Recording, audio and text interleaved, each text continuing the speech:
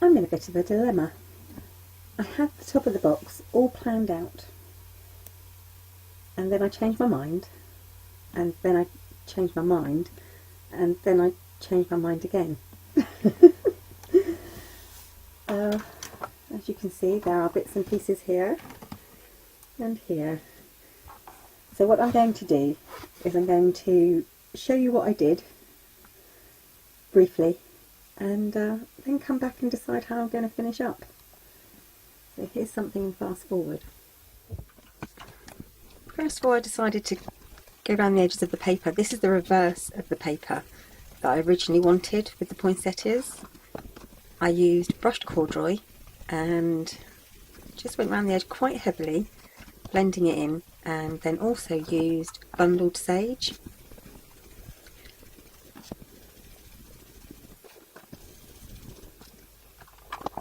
That's the bundled sage. Didn't use the bundled sage quite as much. I just wanted that green sort of hint.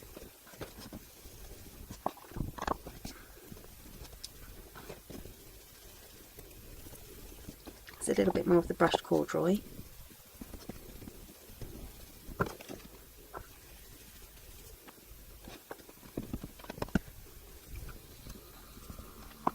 When I was happy with all of that, I decided to go with the black soot and just go lightly around the edges.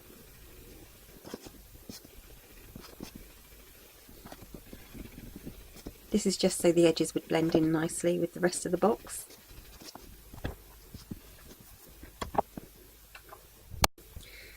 For this next bit, I just used some mica powder in normal tap water in a spray bottle. And I sprayed over, especially the edges. I wanted to break up some of that, the heaviness of the ink. It left a lovely bronze highlight to the page. Where the ink was heaviest in the corners, I did go back and use a little bit more.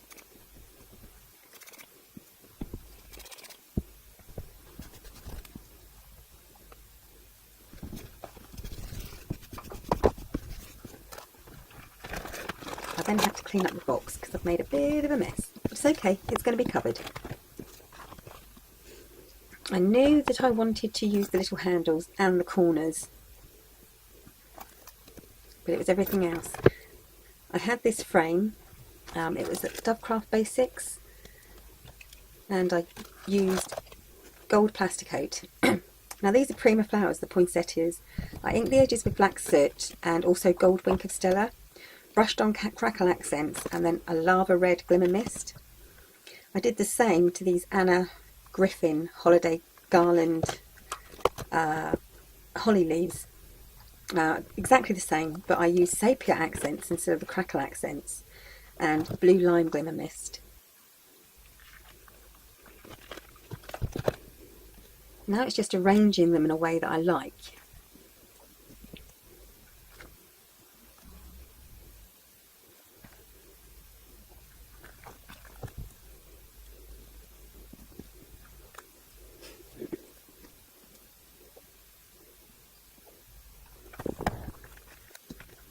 And finding all the pieces.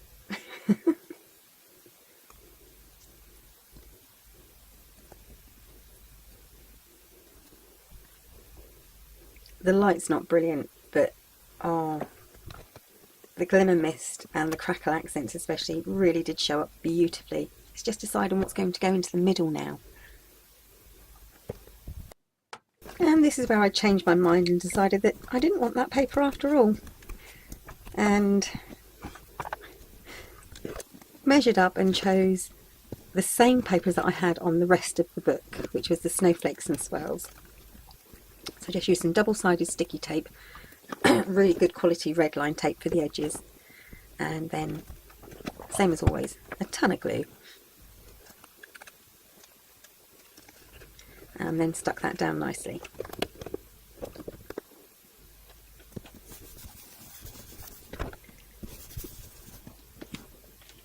Now I wanted the handle, I wanted it centred because really it's to hold on the ribbon with the Santa key. I didn't want it ripping the paper. Had to be careful doing the holes because I'd left the book inside. and then there was the corners, and then the frame. I liked the frame, or did I? Or maybe I wanted it this way, or maybe this way.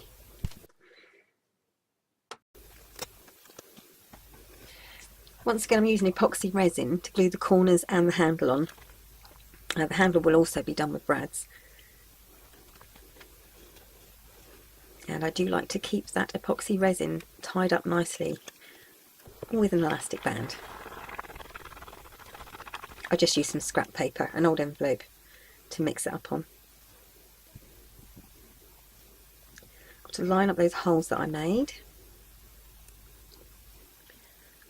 And then go straight onto the corners before I put the brads into the handle, because I don't want that glue setting and drying out on me before I've finished using it.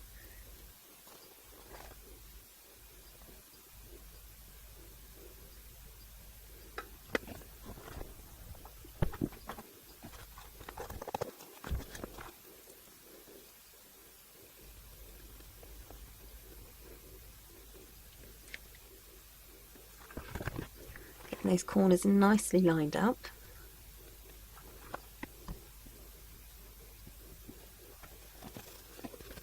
Cleaning up a bit and then getting ready to put in the little tiny brads, which was easy enough.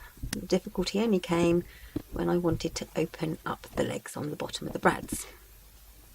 Just wanted to clean up that glue first before it set completely into little hard lumps. Made sure it's all lined up.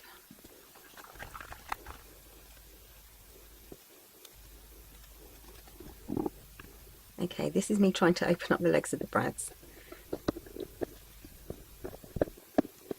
First one, easy as pie. Second one, oh, not so easy. I tried, and I tried, and I tried.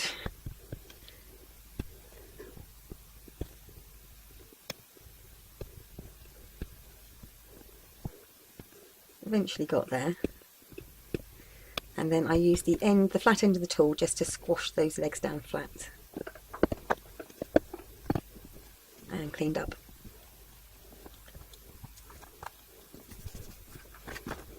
And that's where it's going to go. Maybe. So, that's where we are now. I definitely want this, I think. And I've taken some of my favourite paper, which is this Little Yellow Bicycle, the Sharon Ann Christmas Magic Collection, and this is St Nicholas Ledger that I've used this side, which is St Nicholas Sleigh. St Nicholas's sleigh. And what I did is I sort of cut round and kept bits where I wanted it and cut bits off where I didn't want it. I think that's going to be it. However, do I want these? Oh, these have dried up even more and they've really curled up, and I quite like that.